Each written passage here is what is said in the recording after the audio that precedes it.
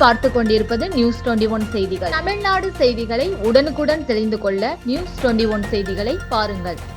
குழந்தைகள் தினத்தை முன்னிட்டு குழந்தை திருமணம் மற்றும் போதையில்லா தமிழகத்தை உருவாக்க வேண்டும் என கல்லூரி மாணவ மாணவிகள் கைகளில் பதாகைகளை விழிப்புணர்வு பேரணி.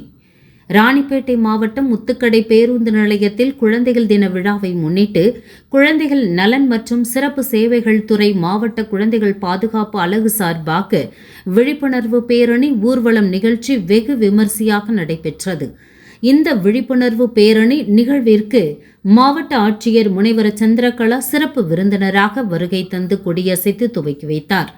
இதில் கலந்து கொண்ட கல்லூரி மாணவ மாணவிகள் ஏராளமானோர் குழந்தை திருமணத்தை தவிர்க்க வேண்டும் என்றும் போதையில்லா தமிழகத்தை உருவாக்க வேண்டும் என்று பல்வேறு பதாகைகளை கைகளில் ஏந்தியபடி ஊர்வலமாக கோஷங்களை எழுப்பியவாறு முக்கிய சாலையின் வழியாக 2 கிலோமீட்டர் தூரம் வரை ஊர்வலமாக நடந்து சென்றனர்.